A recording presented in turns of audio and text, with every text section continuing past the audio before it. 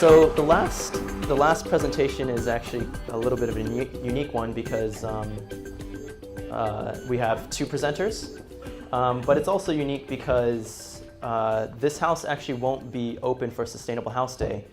However, we were really keen to get Mark and Dimitty along because this project actually won the Sustainability Award in the Institute of Architects Awards Night this year, and for an award that's a lot of the times reserved for very large buildings that have like enormous budgets and can incorporate any kind of technology you want. This project was able to do a lot with a little site, and then I think a lot of their journey will also kind of inspire you guys along as well. So we're very glad to be able to have a project of this caliber to be presented at our event. So you guys can't go to the house, but you guys can see it. And hopefully some of the lessons will also be transferred over to you guys. So please welcome Dimitty and Mark. And just quickly, Dimitty is the director, became the director of Grieve, Gillett, Andersen in 2015 after 15 years of running her own successful boutique architectural practice. Dimitty has brought along to that firm her established body of work, which has been nationally recognized through awards and publications. And Mark is the homeowner. Yes. So he's here to tell the other side of the story. So here we are. Take it away. I'll just tee it up. And hello? Okay. While Ken gets that organised, I think there was three things I was going to say before we start about sustainability. The first thing is that I've been involved in a lot of residential projects, and at the start of a project, pretty much all residential clients ask for the very aspirational sustainability initiatives. When it comes to the tender price and the falling off the chair, a lot of those initiatives are abandoned due to budget. So our philosophy has always been to work with the primary principles in terms of sustainable design and look at the design items that cannot be cut at the budget level. The second thing is that I'm not a hugely techie person, so my approach to sustainability is at design level and design rigour, and I know what is good design, so that's really my philosophy there. And the other thing is with sustainability as a practice, I think there is a sense that maybe something that's sustainable is difficult to use or uncomfortable, and so that is something as a practice that we strive towards, making something that's still enjoyable and delightful, even though it's sustainable. And I think Mark might talk a little bit about that as well. So Crayon House is so named because it is quite childlike in its architecture, and it's fun, colourful, and quite playful. So that's why it has that name. In 2013, we were approached by Mark and his wife, who also have a child, with the prospect of building a new house in Goodwood. There was an existing house on the property, and we did some assessment as to whether we should keep that or replace that.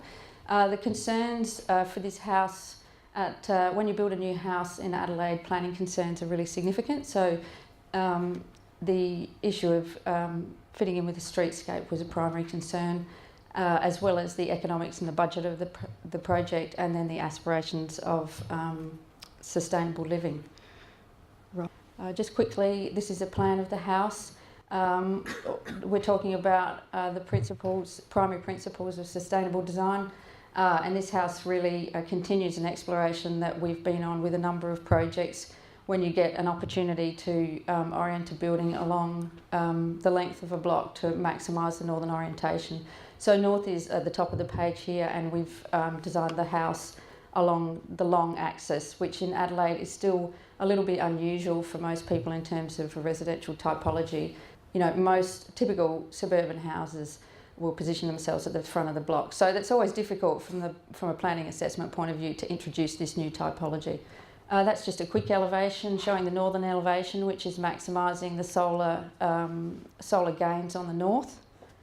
And then this really simple barn-like shape enabled us to maximise the roof opportunities for the PV cells, as well as providing a good insulation opportunity at the top, and then we've also got some storage in this volume here. This is just a really quick section. A lot of people are fascinated by just the simple form of this house, so that's just a section showing you how the overall form works. And this is the southern side of the house, and we've managed to get natural ventilation through the top through here, and I can show you in photographs how also we're capturing that southern light at the high level through here, and then maximising the northern light through there. This is just a slide just highlighting the opportunity of the orientation here. You'll notice on the plan, and then this is highlighted again in this photograph, we are very rigorous in our spatial planning so that we have spaces that are really well sized, usable, flexible, and this external opportunity here is about almost a second living space that comes off this main living space, and increases the opportunity for the house without actually increasing the footprint. So this is that bedroom wing, and you can see that we explore the idea of operability for the shading, vertical shading of the northern orientation. I think even though architects design window shading according to an equinox and a beautiful alignment of an angle that we all do on the computer, the reality is that we can get really hot sun at unusual times of the year, say November, and even in the winter time. So the operability is really, really great to maximise the shading. I'll throw over to Mark in a minute. That's just showing you once again the operability of that back area, which has big operable shades and enables the clients to break out for social events and use that space.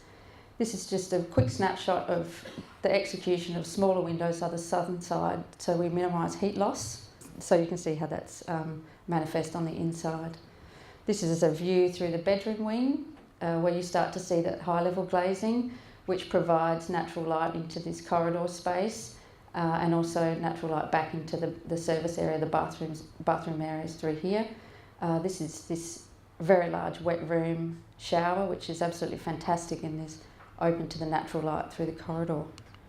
All right, I'll hand over to Mark in a minute. Can I just quote Mark, because he's written a lot of things for us, which is really lovely. And he said here, we wanted to achieve a level of sustainable practice that would have a real impact by reducing energy use and water use, but not feel like a burden. We wanted sustainability to be integrated and effortless, a family home with a strong sustainable philosophy without needing to scream eco house. So perhaps Mark could talk to us a little bit about the thermal performance of the house and any surprises or good or bad. Thank you. I know I hardly have any time left on the clock, so if people don't mind, we might go, I'm going to ask, Ken, can I go over? All right.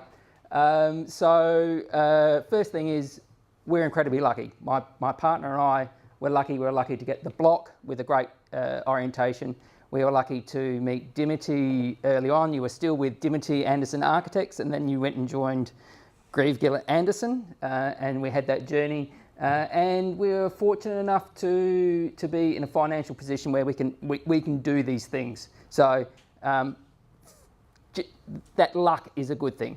The house itself performs really well. It's not a high technical house. It uses just some very simple solar passive design. It doesn't have underfloor heating.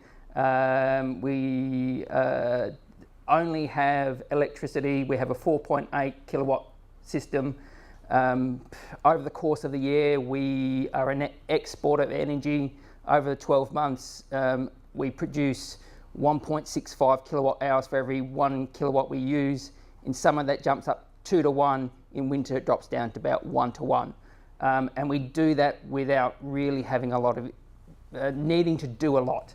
The most we do is in regards to the blinds in summer, up and down, but even then the big blinds over the courtyard area are just really simple. And then it's the opening up and closing of windows in summertime to have that cross ventilation. Here, simple stuff like this, curved wall, looks beautiful, but what it does is it orientates a big casement window to the, that window, orientates it to the predominant afternoon breezes, which means we can open up the house. I would have been happier with a much more aggressive, not quite the right word, but to try and do more. My wife really wanted to have something that didn't have, she didn't want something to scream its credentials. She wanted something to be much more simple.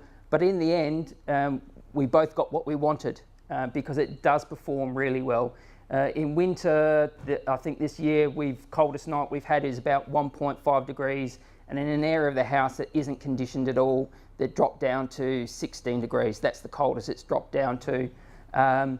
Some of the things that we really like about the house that are fantastic is simple things like blinds. They sound boring in terms of eco-design, but if you get the right blinds, they cast these beautiful warm lights throughout the house and you feel comfortable in the house. Big windows which you need to open up, they're great as well because you get this feeling of being inside, outside. So those elements of simple, good, sustainable design add value to how you can live in the house and how the house feels. And if you can achieve that, you've come a long way and it's great. Can we just thank a few people? Sure. Wax for landscape design, Craig Speciale, who was the builder and did an excellent job. Who also won the Master Builders Association Build for Sustainability Design, Sustainable Building. All right. Yeah, thank you. Thank you. Oh.